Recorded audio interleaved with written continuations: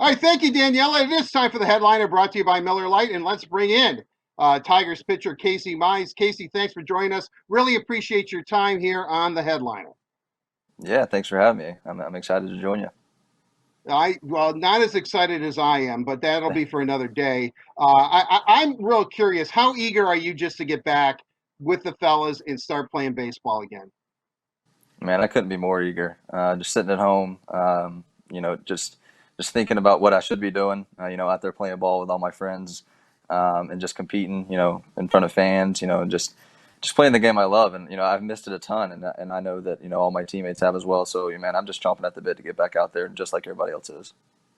The big thing, and I want to get to this right away, is that everyone in Detroit wants to see you pitch at Comerica Park. They want to see you in the Old English D yesterday. You're the number one pitching prospect in all of baseball. And I don't even think it's debatable at this point. But with that said, when you look at COVID-19 and how it's taken all of us out of our daily routine, do you think this is going to hurt your development and your chance to pitch in this 60 game season that the Tigers would rather hold you back? I mean, that thought has definitely been there, but I hope it doesn't come to that. Throughout this rebuild process, the number 2021 has kind of just been the year and been the number that we've kind of aimed for. And if we're preparing for that, I think you got to do it by giving innings to the people and preparing those people who are going to be a part of that. And so obviously, I hope I'm a part of it this season. Going into this season, my goal is to be a big leaguer.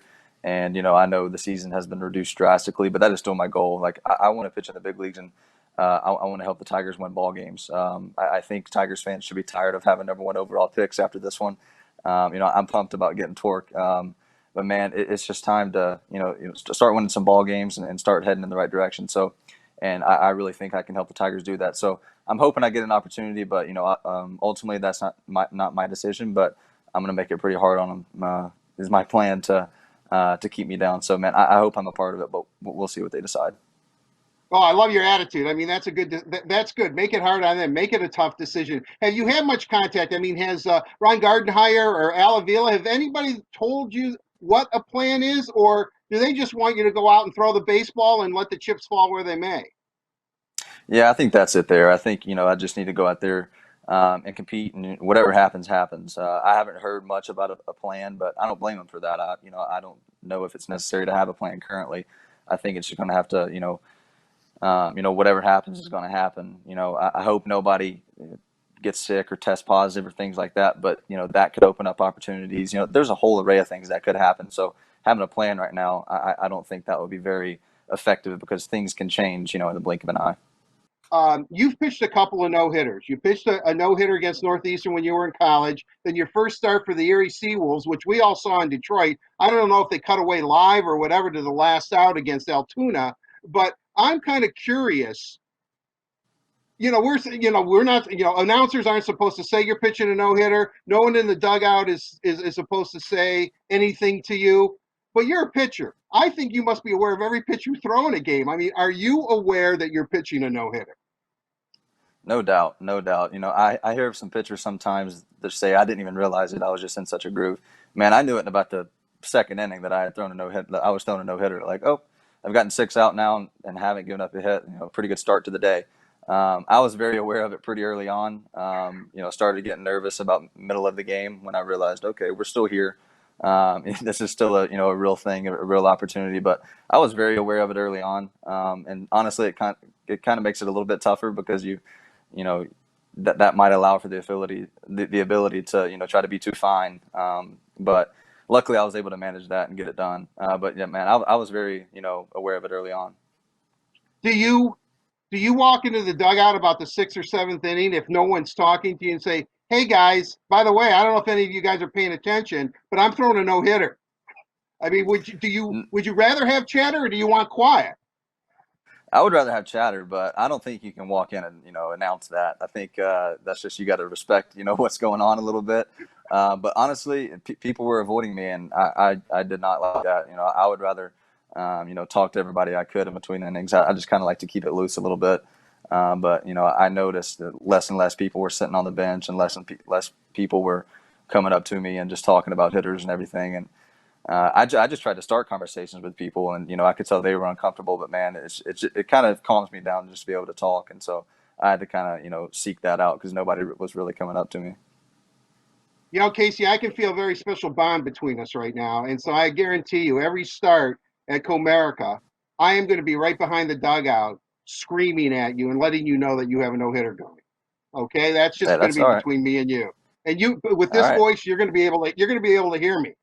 I promise you Yeah, I'll be that. able to hear you. Uh, Just beware of the other fans. They might get after you for that one, but they don't know that I don't care about it. But watch out for them. Hey, I'm from Detroit. I can handle it. All right. With all that said, let's get to you as a pitcher. You have command of almost every one of your pitches, and the one thing that I keep reading about you is what makes you so effective is your core or your lower body. And I think when you think pitcher, you think arm, but having the lower body, having the leg strength, is that something that you've always worked on to make sure you have strong legs so you have the strength to throw that baseball?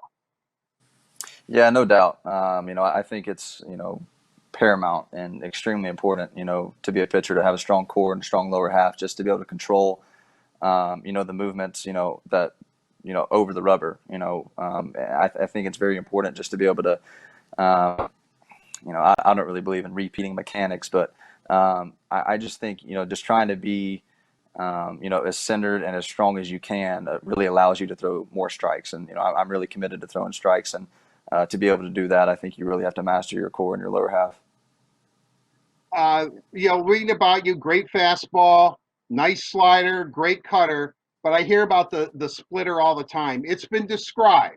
Your splitter has been described as dominant, filthy, and ridiculous. Do you agree with that assessment? On some days, yes, I would think so, but others are, I'm not as fortunate.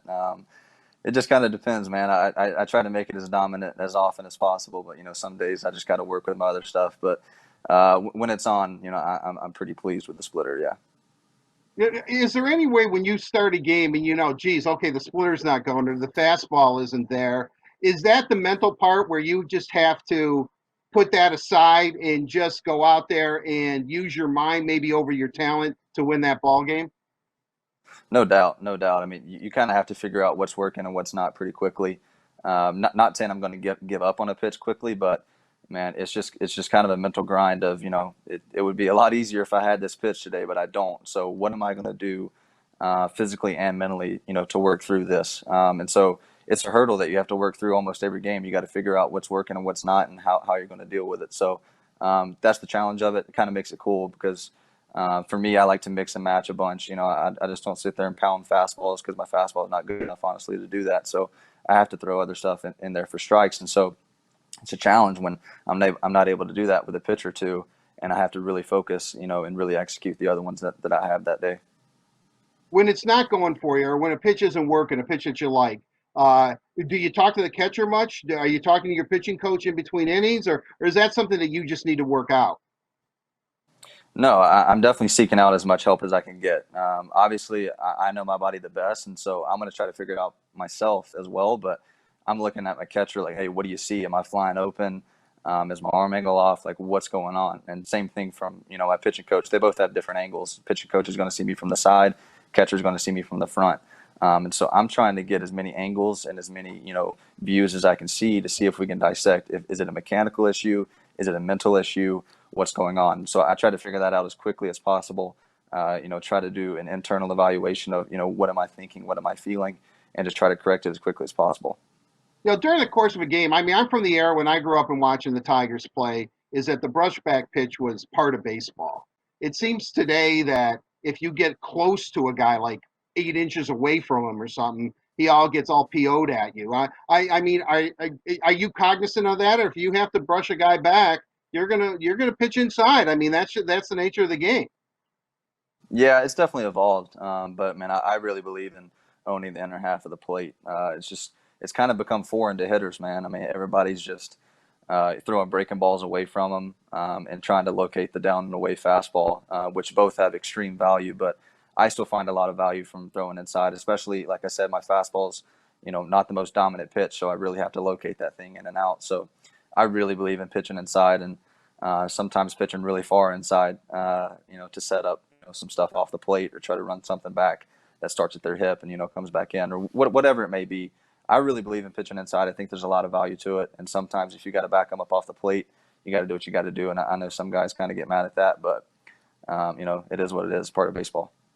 I think of Mize, Scrubble, Manning, and Faedo, and I naturally think of Maddox, Glavine, Smoltz, and Avery. Smoltz and Avery, two good Michigan guys. But with that said, I mean, this lineup, this young arm lineup, these starting pitchers, you guys can make history. I mean, do you believe that? Because I certainly do. Man, I really do. I kind of mentioned those Braves not too long ago. And I think it's just a really good model for us to try to follow. Very tight knit group, just dominant rotation. And I think that, that's kind of been the plan, up top from the Tigers to try to, build this rotation. And man, we have a really good stable of arms that we're building. And it's just exciting. Those guys are extremely talented and are going to provide a ton of value. And I'm just really happy to be a part of it, man, because I think we definitely could be building something, like those Braves. And so I'm just excited to see it play out. We're just going to keep working to try to make it happen. How important is it to have chemistry with those guys? I mean, to me, when I see the four of you together or the interaction, it certainly seems like Faedo's the ringleader. I mean, he seems to be the guy that's kind of messing around all the time. Not that you're not either, but you know what I'm saying. I mean, how important is that to start together, come up together, hit the Tigers together, win a world championship together? Yes, it's important, that we're spending time together currently, to try to lay a foundation for what's to come.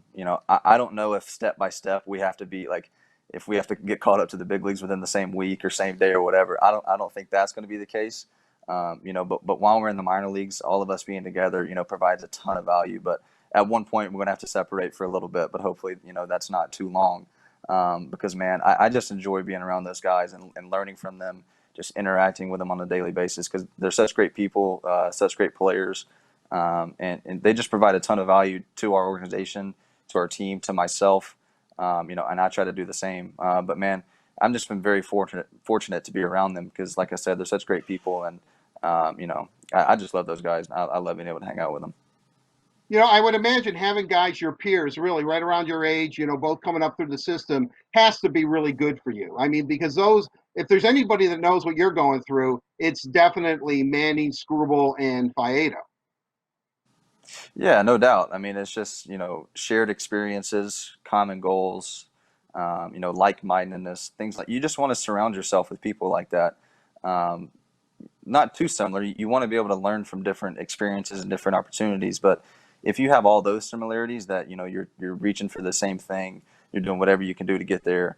I just think it has really positive effects. And the quality time that we're spending with each other, like I said, we're trying to lay a foundation for, championships to come and seasons to come. And so I think it can't be anything but positive what we're doing right now. But hopefully we get to see it play out at the big league level, sooner rather than later. As I said, you're eager to be in a Tiger uniform. Tiger fans, as I said earlier, wanted to see you in a Tiger uniform yesterday. And I know that you want to be there. If you have to go to Toledo, at least to start the season, the 20 guys of you, how will that work out? I mean, can you really get your work in and do what you need to do when you're just basically playing inter squad games against your teammates? I hope so. I'm curious to see what it's going to look like. I think it's going to be challenging. I mean, but what's not going to be challenging during a big league season, during all of this stuff, during any job or anything that's going on right now in this country. I mean, it's just been challenging. So it's going to be different. Hopefully I can get quality, some quality practice in. Hopefully preparing, to be in the big leagues because I think that's where the real experience and the real knowledge can be learned and the real just being able to set up for what's going to happen for next season. I can get the most out of it at the big league level. I'll tell you what, Casey, I've really enjoyed this conversation. I could go on and on and on and on with you, but I will stop it here. But I really wish you nothing but the best. I'm really eager to see you. I'm old enough to remember Denny McClain winning 31 games in the Tigers uniform, and that's probably not going to happen again. But if No. there is another 30-game winner, it's going to be you. I'm predicting it'll be you. So Hey, I'll no, take it's it. not I'll take it. okay. Cool. That's what I love about you. I can tell you anything. I can say, and by the way, I think you can hit 5, 6 home runs a year. Just as a pinch hitter Why or not? something. There you go. Why I not? mean, that's the attitude you have to have, right? I mean, hey, if they take the opportunity, whatever comes your way, you're going to be the very best at what you do. I mean, and that's a great attitude. That's why you're the number one pick in all of baseball. Yeah, well, I mean, just strive for greatness in everything you do. I think that's kind of just what I want to do. And I don't know if I'll be hitting any home runs, but maybe I can win some ball games.